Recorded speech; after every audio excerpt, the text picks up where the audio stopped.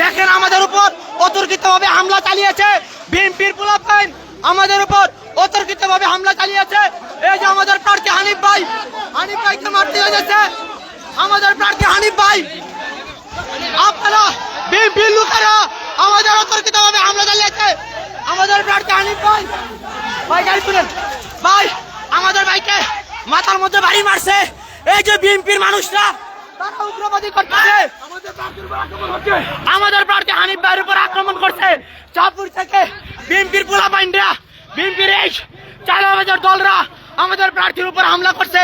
আমাদের 3 সময়ের এমপি হানিফ ভাইয়ের উপর আক্রমণ করছে।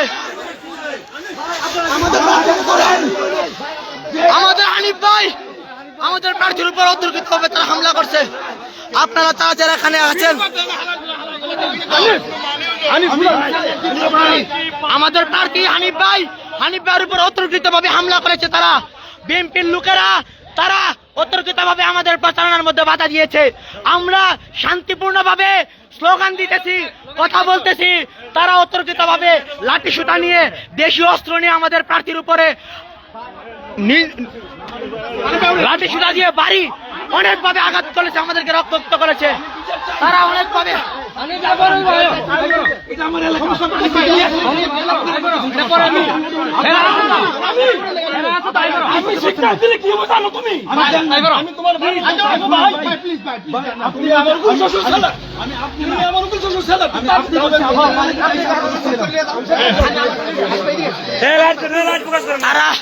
তারা আমাদের অনেকজন ভাইকে, প্রায় 15 থেকে 20 জন ভাইকে তারা লাঠি সুতা দিয়ে তারা পিটাইছে।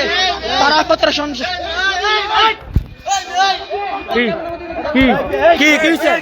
আমি মিডিয়ার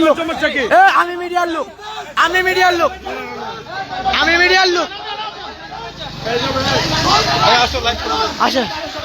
তারা আমাদের ভাইয়ের উপর অতর্কিতভাবে হামলা চালিয়েছে, আমাদের ভাইদেরকে আক্রমণ করেছে।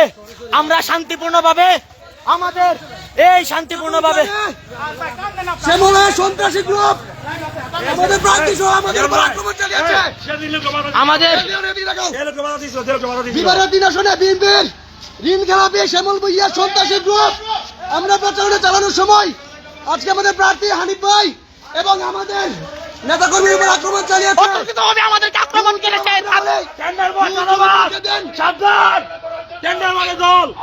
তারা 100-150 পোলাপাইন নিয়ে আমাদের উপর, আমাদের ভাইকে রক্তাক্ত করেছে।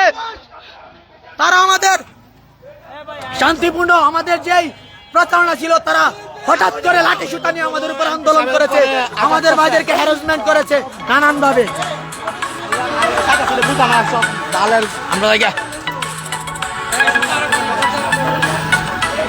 আমরা বাইক নিয়ে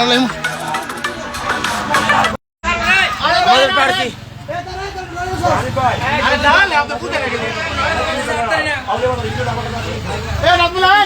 আমাদের এই যে আমাদের সম্মানিত প্রার্থী হানিফ ভাইয়ের উপরে তারা হামলা চালিয়েছে। হানিফ ভাইকে বিভিন্নভাবে তারা মারধর করেছে। আমি ভিডিও করতেছি, আমার উপর তারা হামলা চালিয়েছে। আমাদের ক্যাফেত ভাইকে কয়েকটা লাঠি দিয়ে আঘাত করেছে। এই বিএনপির এই চাঁদাবাজার দলরা আমাদের শান্তিপূর্ণ এই আন্দোলনকে হামলা করেছে। কি বলবো,